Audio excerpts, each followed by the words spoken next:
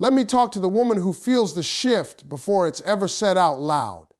The one who notices the replies getting shorter, the energy changing, the silence stretching just a little longer than it used to. You didn't imagine it, you didn't overthink it, because your intuition doesn't lie. And yet this is the moment where so many women blame themselves. They ask, did I say too much? Did I ask for too much? Should I just give him space and hope he comes back? Listen to me carefully. When someone pulls away, panic is not love, chasing is not connection, and silence is not something you're supposed to fix by shrinking. This is not about playing games. This is about power. This is about self-respect. This is about knowing what to say and what not to do when everything in you wants reassurance. Because the truth is, the wrong response can push him further away. But the right words spoken from the right energy can change the entire dynamic. Not because you're manipulating him, but because you're finally standing in yourself. This message is for the woman who's tired of guessing, tired of waiting, tired of loving harder just to feel chosen. Today you're going to learn what to say when he pulls away. Words that come from clarity, not fear. Words that protect your peace instead of costing you your dignity. Words that stop the chase and shift the power back where it belongs. Because the moment you stop reacting, the moment you stop begging, the moment you stop explaining your worth, everything changes. And it starts right here. Say this first, I notice the distance, and I am not chasing it. Let me tell you something nobody warned you about. The moment he pulls away is not the moment you're supposed to panic. It's not the moment you're supposed to overtalk, over-text, over-explain, over-love. It's not the moment to prove how understanding you are, how patient you can be, how much you're willing to bend. But that's exactly what most women do, because distance feels like rejection, silence feels like abandonment, and when that old fear gets triggered, your body wants to fix it now. You replay conversations, you search for mistakes, you soften your needs. You reach out one more time just to feel something, and that's when the power shifts. See, when a man pulls away, he's watching, not consciously, not maliciously, but instinctively. He's watching to see if you crumble. He's watching to see if your world collapses when he steps back. He's watching to see if your sense of worth depends on his attention. So when you say calmly, steadily, without heating your voice, I notice the distance and I'm not chasing it, you interrupt the entire pattern. That sentence says, I'm aware, not confused, not desperate, aware. It says, I respect myself enough to name what's happening, because pretending you don't notice distance doesn't make you cool. It makes you invisible. And exploding about it doesn't make you strong, it makes you reactive. This line sits right in the middle. Grounded, adult, unshakable. You're not accusing him. You're not asking him to change. You're not begging for reassurance. You're simply letting the truth breathe. And truth makes people uncomfortable, especially people who aren't fully showing up. Here's the hard part women don't like to hear. Chasing doesn't create closeness. It creates pressure. It tells the other person, I'll do all the emotional labor so you don't have to. And once that dynamic sets in, respect erodes quietly. But when you don't chase, when you don't rush to fill the silence, when you let the distance exist without trying to control it, that's when something shifts in him. Because now he has to sit with his own absence. Now he has to feel the gap he created. Now he has to decide if he's willing to step forward or lose access. And let's be clear, this is not about games, this is about boundaries. You are allowed to notice changes. You are allowed to name patterns. You are allowed to say, this feels different, without apologizing for your perception. Strong women don't deny reality to keep someone comfortable. And when you say, I'm not chasing it, you're not threatening to leave. You're not shutting down emotionally. You're saying, I won't abandon myself to keep you close. That line carries self-respect in it. It carries emotional maturity. It carries the quiet confidence of someone who knows she'll survive either outcome. Because here's the truth nobody says out loud. If he comes closer after that, it's because he wants to. Not because you pushed, not because you pleaded, but because you made space for choice. Then the distance was the answer all along. A woman who can sit in that moment, calm, observant, rooted, is not weak. She's dangerous in the best way, because she's no longer negotiating her worth in moments of silence. Say this: I'm open to consistency, not confusion. Let's stop pretending confusion is mysterious or romantic.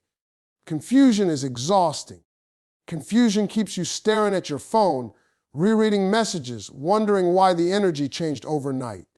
Confusion makes you doubt your intuition, your standards, your voice.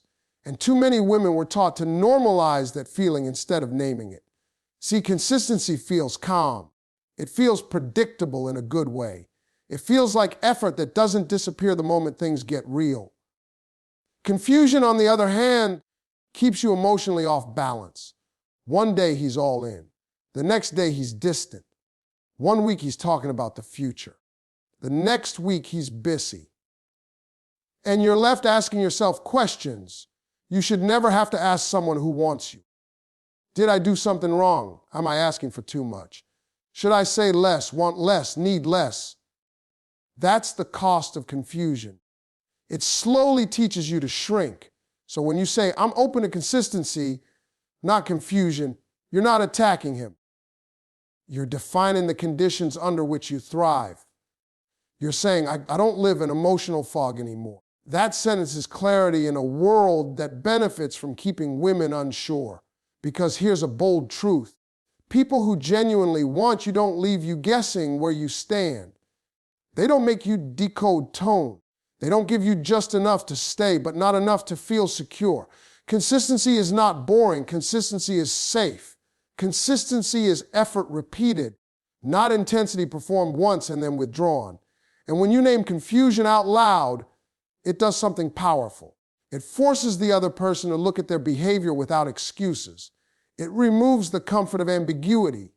It says, I see the pattern, and I'm not going to romanticize it. A lot of men rely on confusion because it buys them time. Time to decide. Time to keep options open. Time to receive your emotional energy without fully investing theirs. But the moment you say you're no longer available for confusion, the dynamic changes. Because now the question isn't, why are you acting this way? The question becomes, can you show up consistently or not? And that question doesn't need an argument. It doesn't need a long explanation. It stands on its own. This is where many women get scared. They think naming confusion will push him away. But the truth is, confusion was already pushing you away from yourself. And any connection that only survives when you stay quiet about your discomfort was never stable to begin with. When you say this line, you're choosing emotional adulthood. You're choosing self-trust over self-abandonment. You're choosing peace over potential. And yes, some people will fall away when you stop tolerating confusion. But those people were never aligned with the version of you that knows her worth. Consistency doesn't mean perfection. It means effort that doesn't disappear when it's inconvenient. It means communication that doesn't vanish when feelings get uncomfortable. It means actions that match words over time. You are not asking for too much when you ask for clarity. You are asking the right person to reveal themselves. And when you say, I'm open to consistency, not confusion, you're not closing your heart. You're protecting it. You're making it clear that love doesn't have to hurt to be real.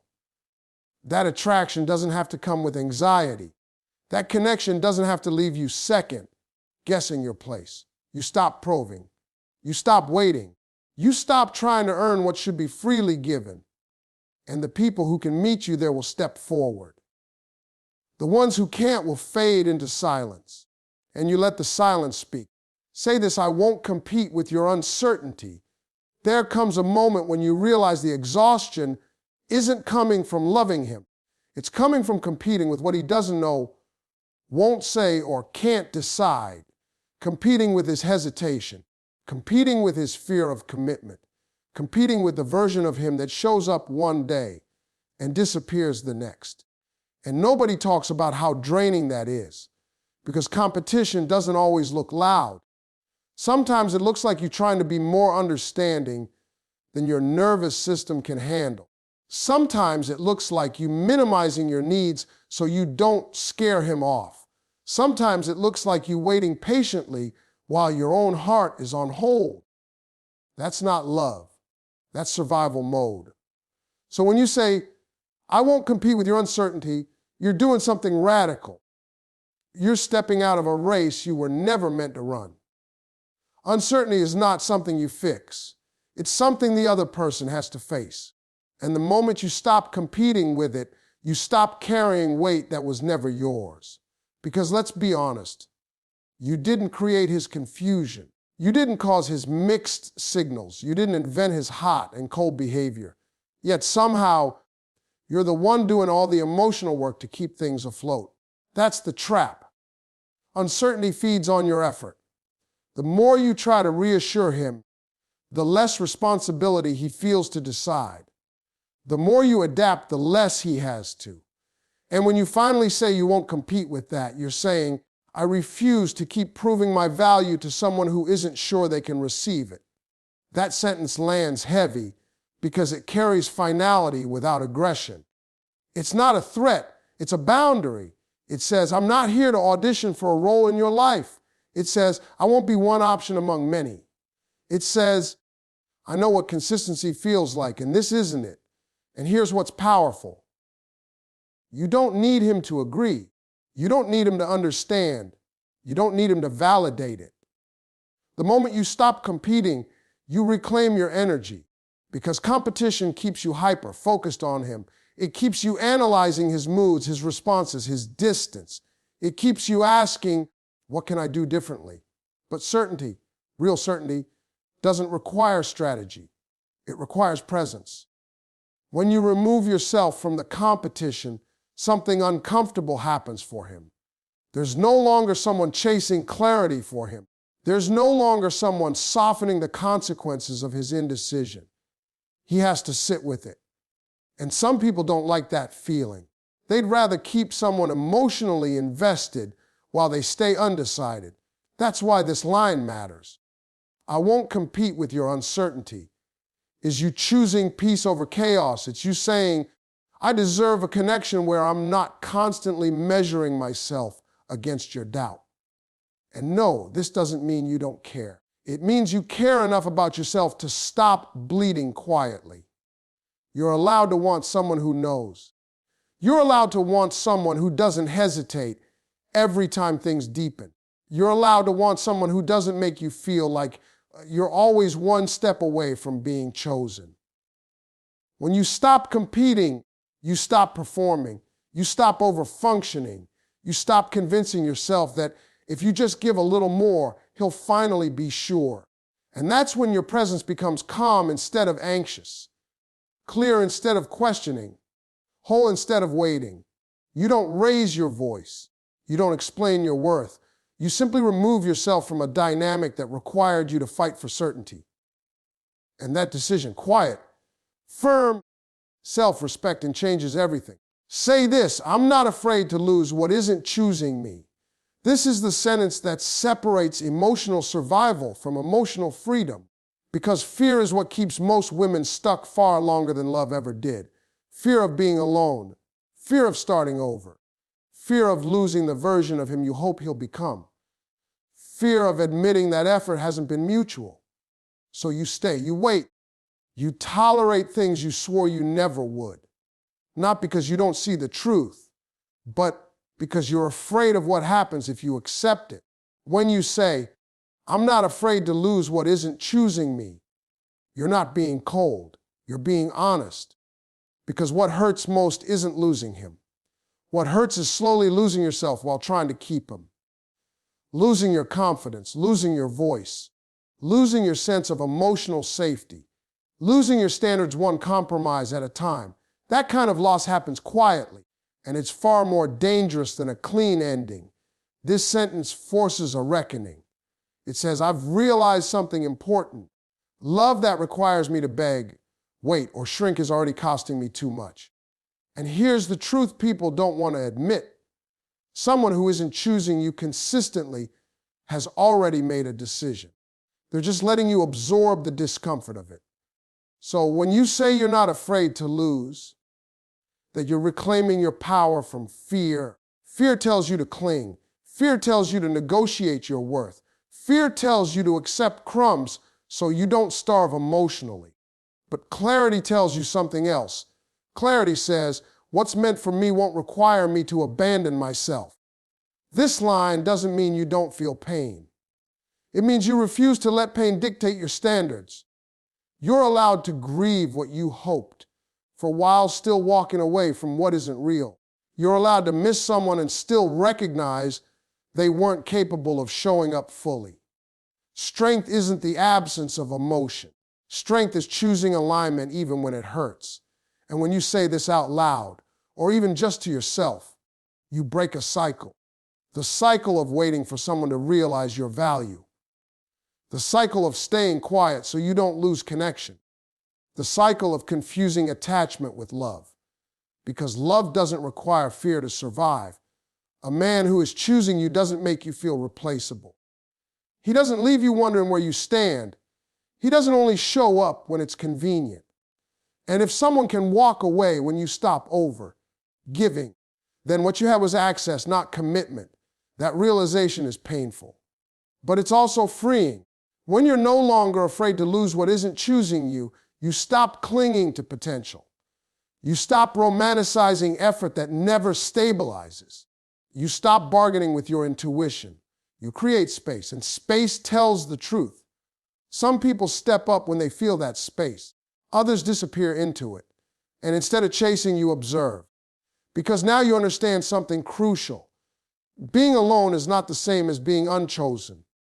Being alone is often the first step back to yourself. This sentence doesn't close your heart, it fortifies it. It tells the world, I value reciprocity, I value clarity. I value being chosen without having to ask. And once you're no longer afraid of losing the wrong connection, you become available for the right one. Not because you're searching harder, but because you've stopped settling. Say this, I'm stepping back to stay aligned with myself. There is a moment when you realize you're no longer reacting to what's happening. You're reacting to how disconnected you feel from yourself. You're checking your phone too often. You're second-guessing what you said. You're adjusting your tone, your timing, your needs, just to keep the peace. And that's when alignment is gone. Because alignment feels calm. It feels like your words match your values. It feels like your actions don't leave you feeling empty afterward. So when you say, I'm stepping back to stay aligned with myself, you're not running away, you're returning. Returning to your intuition, returning to your nervous system, returning to the version of you that doesn't feel anxious just to stay connected. This line is powerful because it removes blame from the conversation. You're not accusing him of doing something wrong. You're not asking him to change. You're simply honoring what's happening inside of you. And that takes courage because most people step forward when they feel insecure. They talk more. They give more. They try harder. But stepping back requires trust. Trust that you don't have to force closeness. Trust that real connection doesn't require self-betrayal. Trust that what's meant to stay won't disappear just because you paused. Alignment means your body isn't constantly tense. Your thoughts aren't racing. Your heart isn't negotiating with itself. And if being close to someone throws you out of alignment, that's information, not failure. When you step back, you stop managing the relationship for both of you. You stop filling in gaps that aren't yours to fill. You stop compensating for effort that isn't being matched. And that space reveals truth. Because when you're always leaning forward, you can't see who's actually walking toward you. But when you step back, you see clearly. Some people rise to meet you. Others stay exactly where they are. And neither outcome requires you to explain yourself. This sentence also protects you from resentment, because resentment grows when you keep giving from a place of misalignment, when you silence your discomfort, When you ignore your intuition in the name of patience, stepping back before resentment takes over is self-respect. You're saying, I don't want to lose myself trying to keep this. And here's what's important. Stepping back doesn't mean disappearing. It doesn't mean playing games. It doesn't mean testing someone. It means you stop forcing rhythm where there is none. You let communication settle into something